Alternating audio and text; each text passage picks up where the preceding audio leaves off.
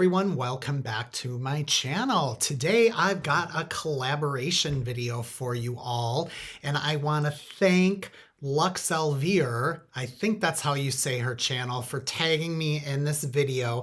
I will link her video below, and then I'm also going to tag two reviewers that I really like, and hopefully they will participate and share in this collaboration. So I will be tagging David's Closet and Agent Bag Reviews.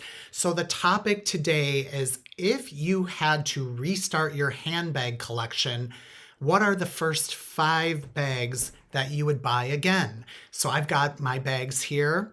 5 bags I would buy again, and I'm going to go through them one by one and tell you why I love them so much and why the 5th one I would have done a little bit differently.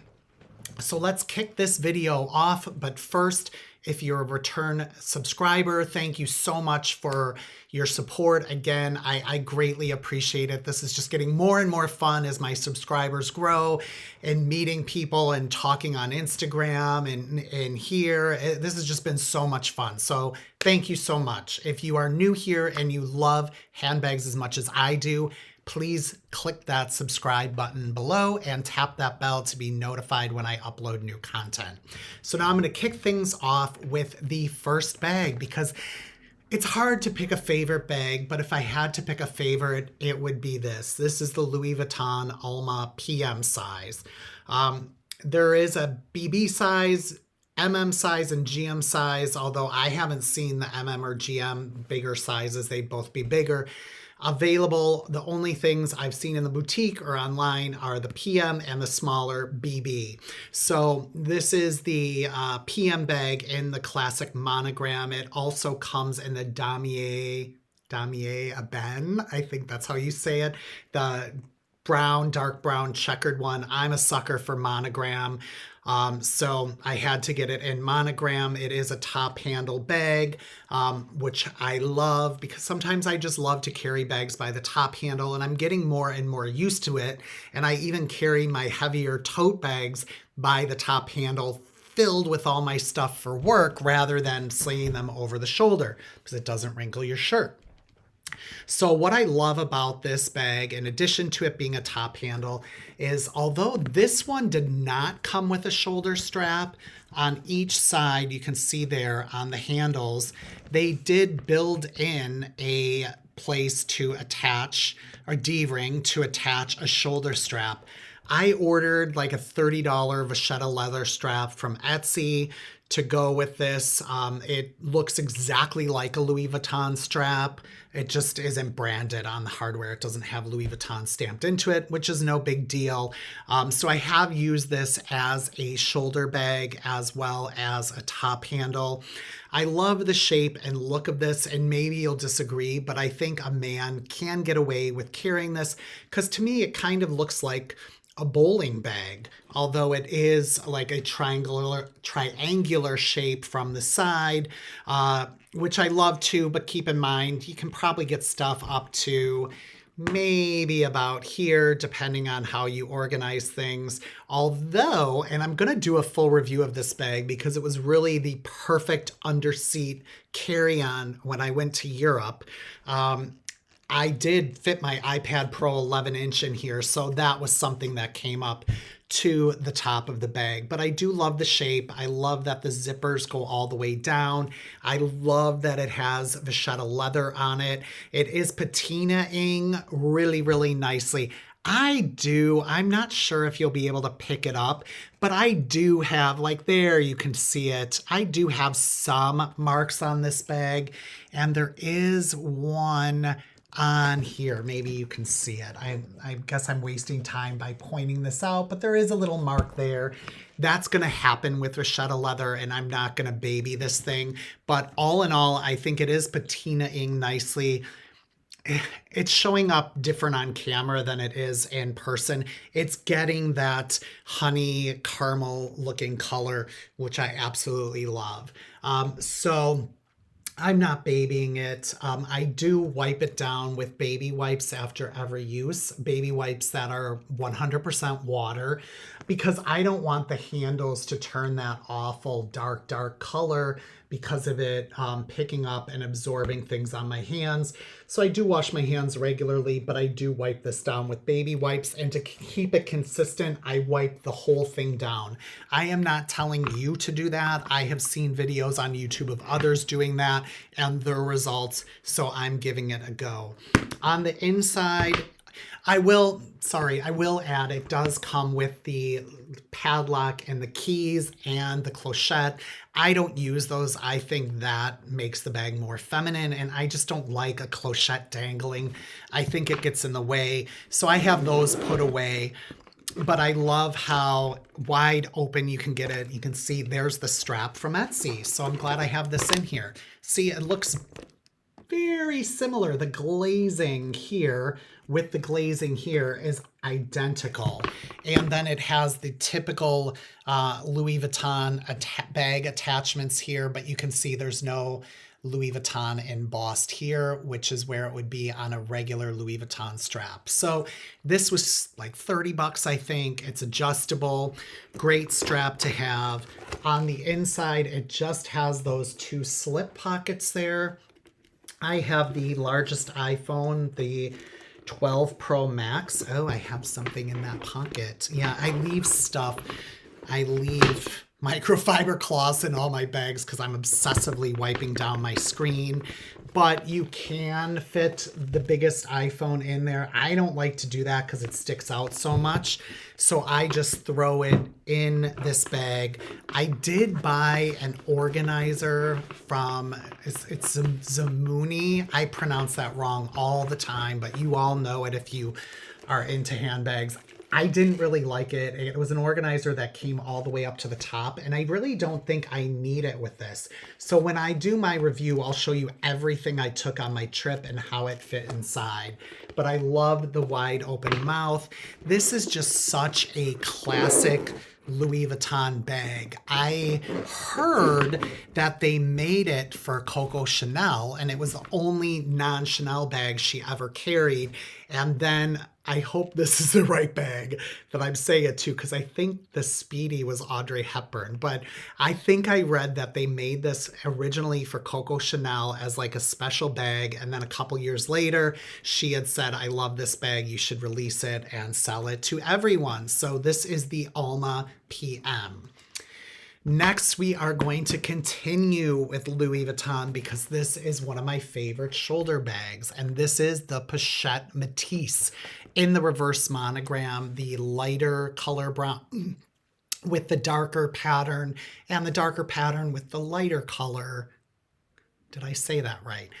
You see it. It's the reverse monogram. So it has the standard monogram on part of it and that monogram in reverse on other parts of it, including between the compartments here, which I just think is really cool.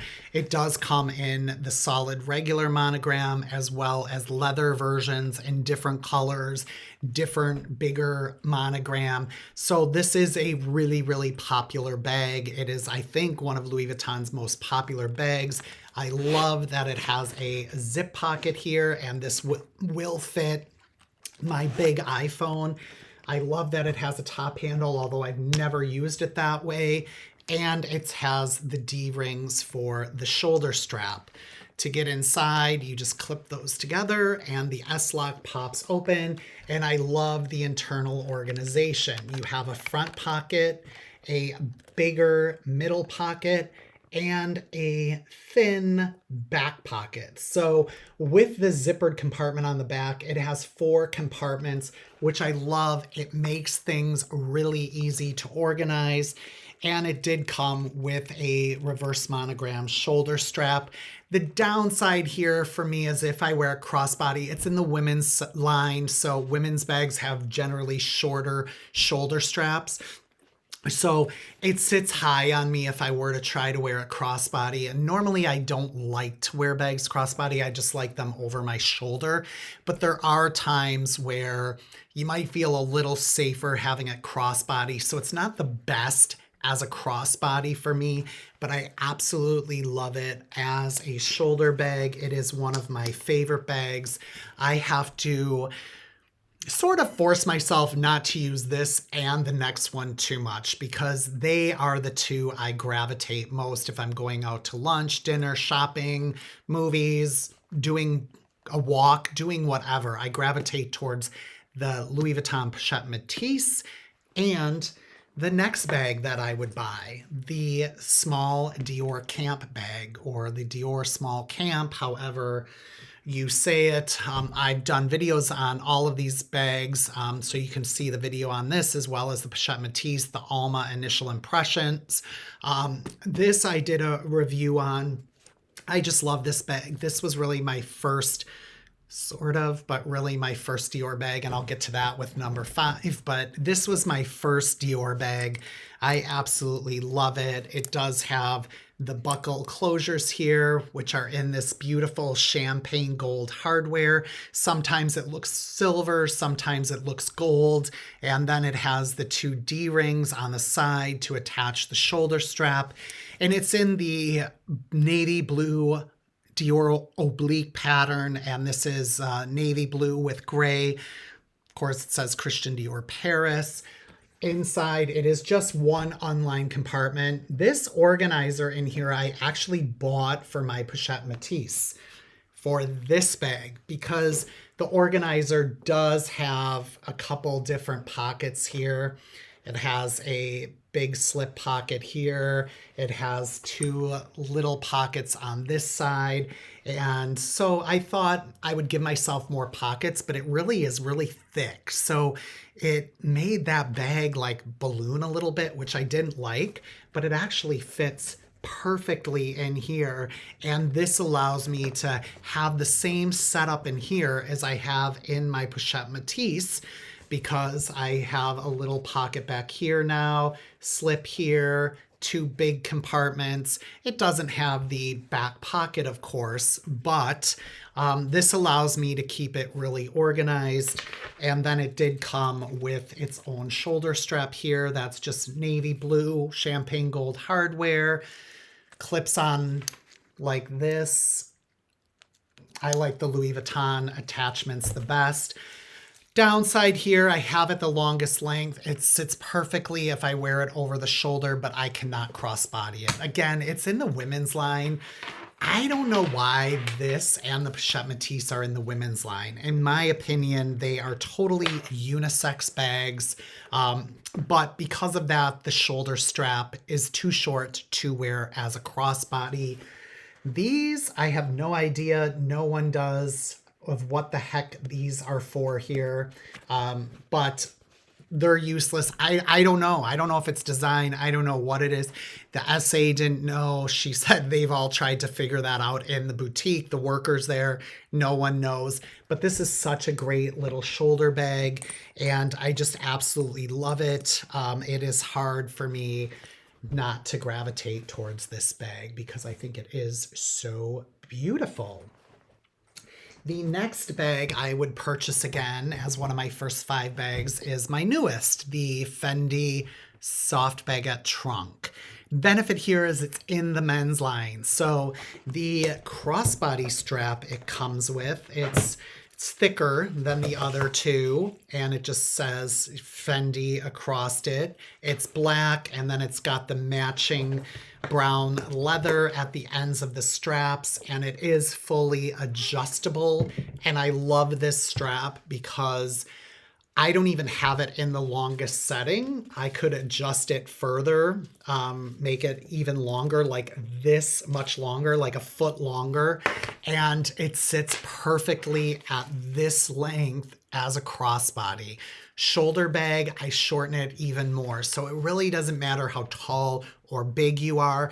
If you are a guy, or if you're a woman too, I know a woman that has this bag, Meredith from Living Lux with Meredith. So again, buy what you like. Who cares what men's, women's line it's in? I think it's stupid. They should just do away with that and just have handbags. But this is such a great bag. I love this shoulder strap. I love that it can be crossbody. And I'm taking this to Mexico with me because I will just feel more secure. I'm going somewhere I don't know. So I don't want to be an easy target. And I would probably want to take this because I just love this so much, but I can't crossbody it. So I'm going to feel more secure with this being able to crossbody it. So this is coming with me to Cancun. It does have a top handle here, which is nice because you could carry it by the top handle. Could also just carry it as a clutch. It is a light bag on its own because it has the fabric Zuka print here.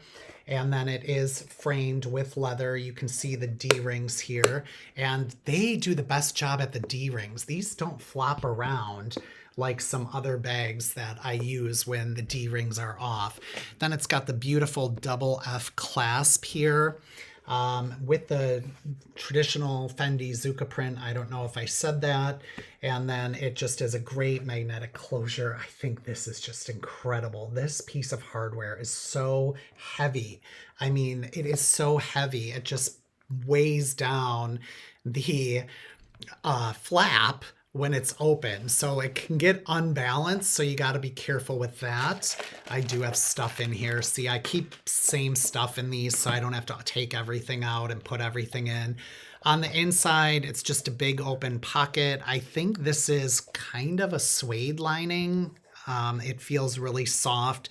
Then it's got all these card slots here. There are 1, 2, 3, 4, is it 8 or 6? It's 6 card slots. So you don't need a wallet with this, which is great. This does fit.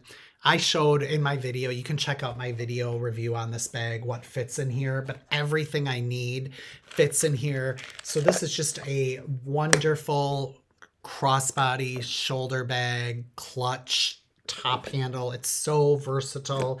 It's small enough to sit on a table if you're out at a meal. So I absolutely love this bag.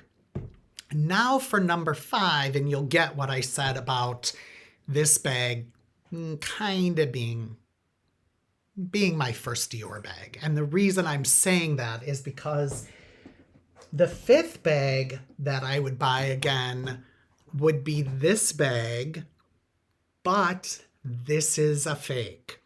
I would have bought this as my 5th bag if I was restarting as an authentic handbag. The reason I bought it as a fake was because I was really struggling between getting the Dior Book Tote in the blue oblique or the Louis Vuitton reverse monogram on the go GM bag. This is real. All the other bags are real. This one is not real. So I was really torn between these 2 bags. I could not afford them both. They are both relatively the same price, like around $3,500. I could not shell out $7,000 to get both. So I did go with the on-the-go tote, and I absolutely love this bag. This would be the 6th bag I would buy again if I was starting my collection over. I use this when I go to the office more than any other bag, but the reason I chose this over the book tote was because it comes with longer shoulder straps inside, and the book tote does not. And it comes with a zippered compartment and slip pockets. The Dior book tote does not. It comes lined with this beautiful red. The Dior Book Tote does not.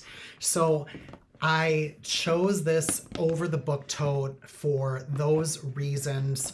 I do want to get a real one of these at some point. I'll be clear about that. I do want to get a real one. But I chose this for those reasons, and I don't regret it. I love this bag so much. I use this bag more than this bag.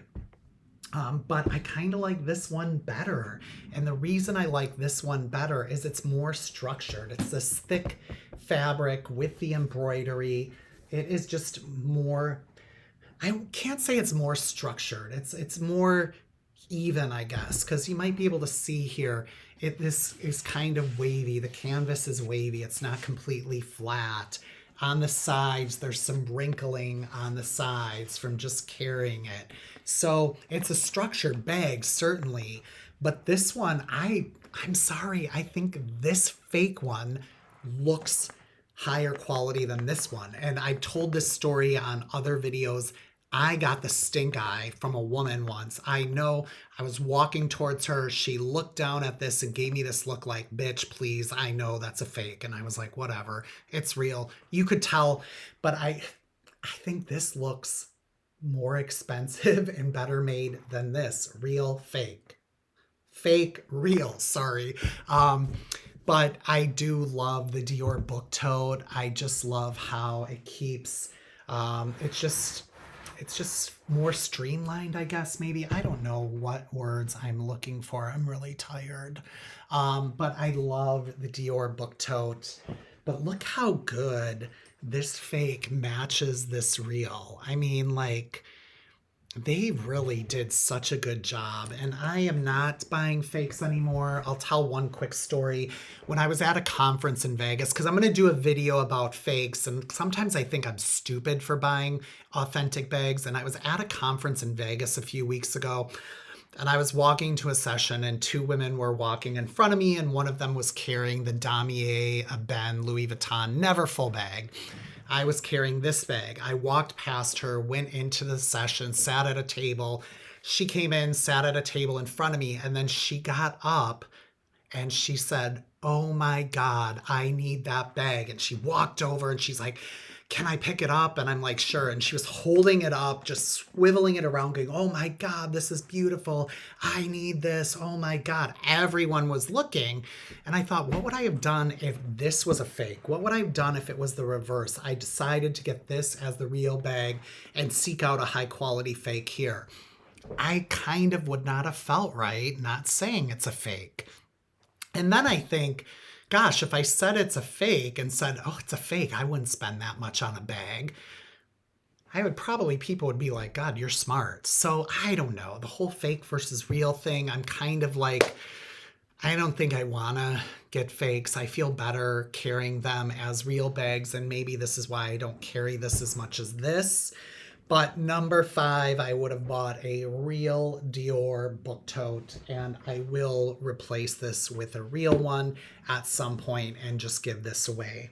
So there you have it, the 5 bags I would purchase if I had to do it all over again. So thank you for watching, and I will see you next time.